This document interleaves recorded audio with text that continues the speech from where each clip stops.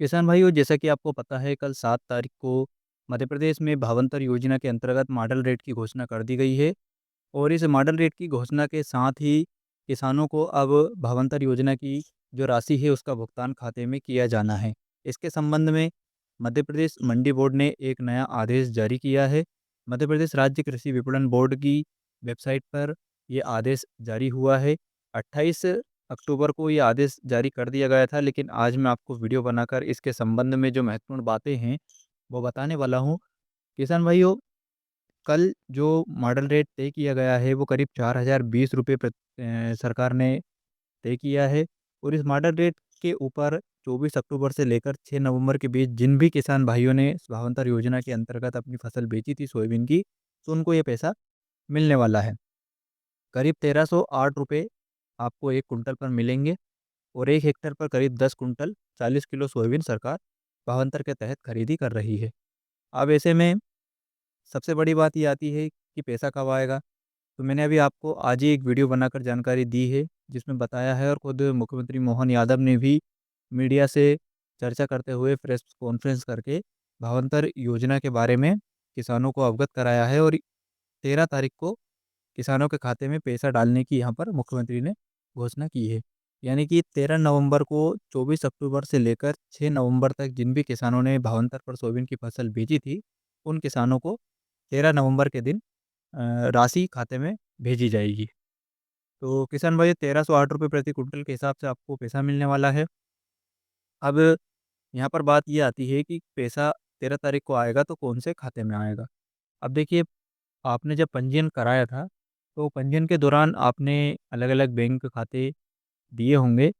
Bank of India का हो सकता है, स्टेट बैंक का हो सकता है, कुछ प्राइवेट बैंक जैसे एचडीएफसी, एक्सिस या आईसीआई, इन बैंकों भी खाते हो सकते हैं। जिला सहकारी का अधिकांश किसान साथी खाता नंबर यूज़ करते हैं। अधिकतर हम देखते हैं कि पंजीयन के दौरान किसान भाई जिला सहकारी जो कोऑपरेटिव बैंक्स होती है, उनका अकाउंट नंबर यहाँ पर यूज़ करते हैं।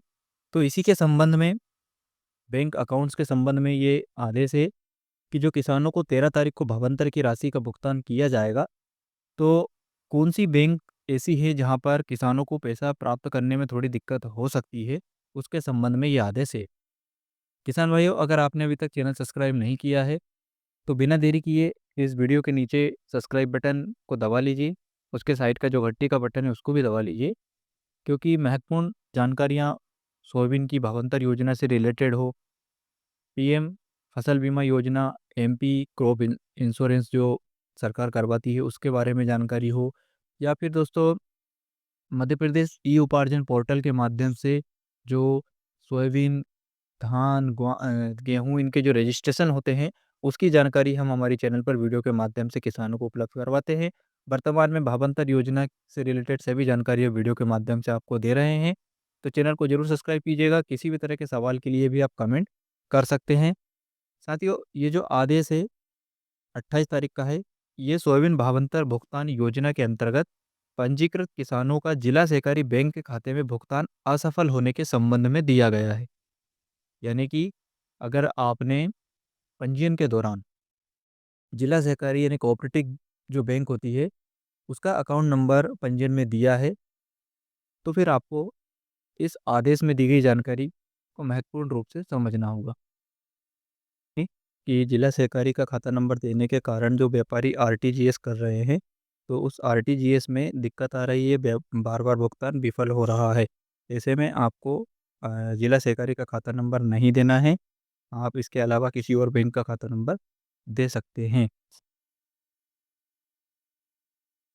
तो यहाँ पर अतएव अपने संभाग की समस्त कृषि उपज मंडी समिति में इस प्रकार की त्रुटि आती है, तो उन किसान के आधार बेस्ड खाते में दर्ज कराकर भुगतान की कार्यवाही पूर्ण कराएं तथा ई उपार्जन पोर्टल पर अपडेट की प्रक्रिया का पालन करें। तो इस प्रकार आप देख सकते हैं कि जिन भी किसान भाइयों ने जिला सहकारी का खाता नंबर लगाया है, तो उनको यदि पेमेंट में दिक्कत आती है, तो वहाँ पर जो आधार बेस्ड पेमेंट सिस्टम है उसका इस्तेमाल किया जाएगा।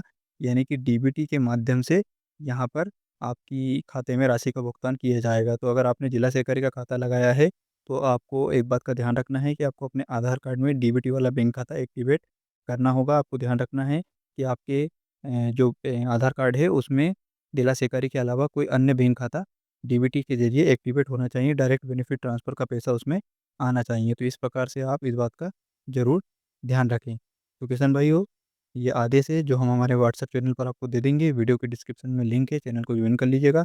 वहाँ पर आप इस आदेश को पूरी तरीके से पढ़ सकते हैं और चैनल को सब्सक्राइब करना बिल्कुल नहीं भूलना है। सभी किसानों को ये जानकारी शेयर कर दीजिएगा। किसी भी तरह का सवाल है तो आप कमेंट कर सकते हैं। 13 तारीख को आपके खाते में डीबीटी के माध्यम से मोहन यादव पैसा ट्रांसफ़र करेंगे और ये पैसा सीधा आपके खाते में आने वाला है।